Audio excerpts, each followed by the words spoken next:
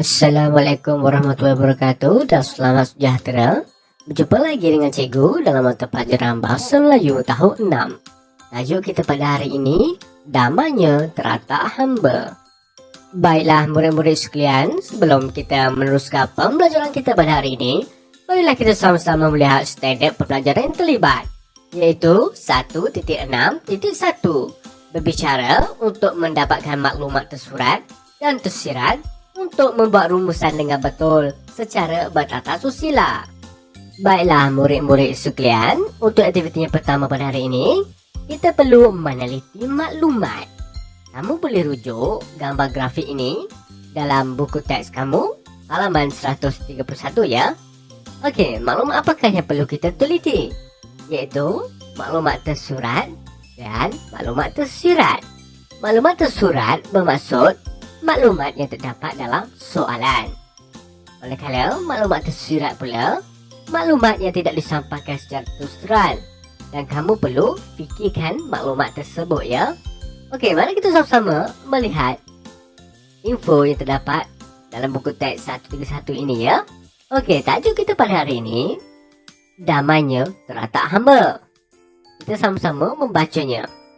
Izuni telah menunjukkan gambar kerangka rumah datuknya di kampung kepada kawan-kawannya. Dia telah memberitahu keunikan rumah tradisional itu, mainkan peranan sebagai Izuni dan kawan-kawannya untuk berbincang tentang rumah tradisional yang mesra alam itu. Okey, maksudnya maklumat yang kita perolehi daripada buku teks muka surat 131 ini berkaitan dengan keunikan rumah tradisional ya. Mari kita sama-sama lihat apakah maklumat tersurat yang pertama. Ya, maklumat tersurat yang pertama berkaitan dengan keunikan rumah tradisional ini ialah atapnya luksi. Nah, yang kedua pula kekisi. Yang ketiga kekuda. Yang keempat pokok-pokok. Baiklah, keempat-empat ini merupakan maklumat tersurat. Manakala maklumat tersiratnya pula, cahaya dapat masuk.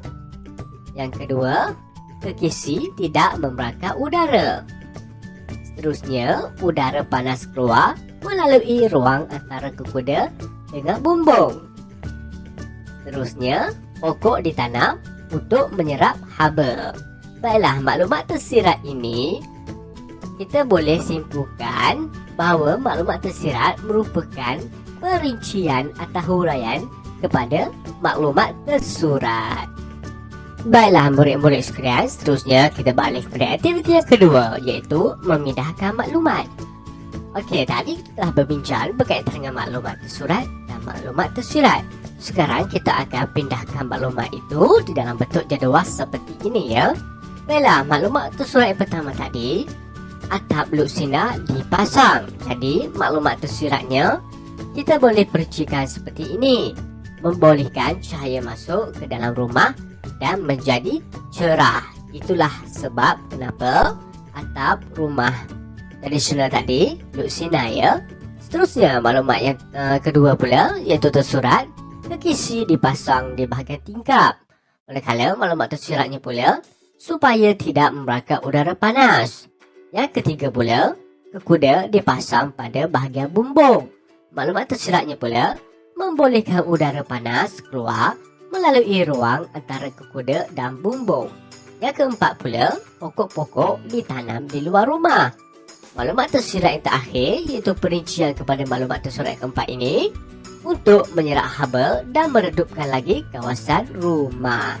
Baiklah, saya kesimpulannya, jadual yang cikgu siapkan ini merupakan hasil daripada pembincangan kita melalui gambar tadi ya, melalui gambar pada muka surat 131. Cikgu pindahkan dalam bentuk jadual supaya kita mudah untuk melihatnya, apakah maklumat tersurat dan apakah maklumat tersirat. Baiklah murid-murid sekalian, kita telah sampai untuk aktiviti yang ketiga pada hari ini, iaitu membina ulasan. Di sini, cikgu telah sediakan cara-cara untuk membina ulasan ya. Okey, untuk pendahuluan, cikgu telah memberi contoh ayat di sini. Contohnya, Gambar grafik menunjukkan keunikan rumah tradisional Datuk Izuni. Untuk perangai kedua pula, perangai kedua ini merupakan perangai isi, hasil gabungan daripada maklumat tersurat dan maklumat tersirat yang kita bincangkan sebentar tadi. Ini contohnya ya, cara kamu menulisnya. Antara ciri-ciri keunikan rumah tradisional ini ialah atap lusinan dipasang. Atap lusinan dipasang ini merupakan maklumat tersurat yang pertama yang telah kita bincangkan tadi. Agar, belakang ni kamu perlu menambah dengan maklumat tersirat. Kemudian, selain itu, maklumat tersurat yang kedua, agar maklumat tersirat yang kedua.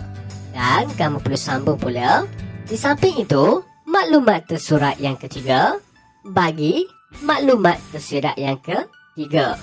Akhir sekali, maklumat tersurat yang keempat, supaya maklumat tersirat yang keempat. Seterusnya, untuk perangai ketiga ini merupakan perangai penutup. Ini merupakan contoh ayat yang cikgu berikan kepada kamu. Kesimpulannya, kita perlu mengekalkan keunikan rumah tradisional ini supaya dapat diwarisi oleh generasi muda. Oleh itu, bagi memperoleh jawapan untuk perangai kedua ini, kamu boleh merujuk ke semula jadual berkaitan dengan isi tersurat dan isi tersirat yang telah kita bincangkan tadi ya. Cikgu juga ingin beritahu kamu bahawa kamu perlu menyalin semula jawapan ini di dalam buku penulisan kamu. Baiklah murid-murid sekalian, kita telah sampai kepada penghujung pembelajaran dan pengajaran kita pada hari ini. Sebelum cikgu mengundurkan diri, suka untuk cikgu berikan kamu sedikit kata-kata nasihat ya. Walaupun ingin mencapai kemodenan, janganlah musnahkan warisan nenek moyang.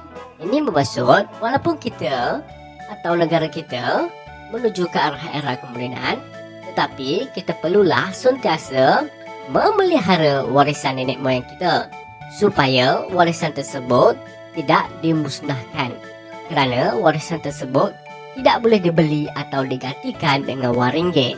Baiklah murid sekian, cikgu akhiri pembelajaran kita pada hari ini dengan ucapan Assalamualaikum dan selamat sejahtera.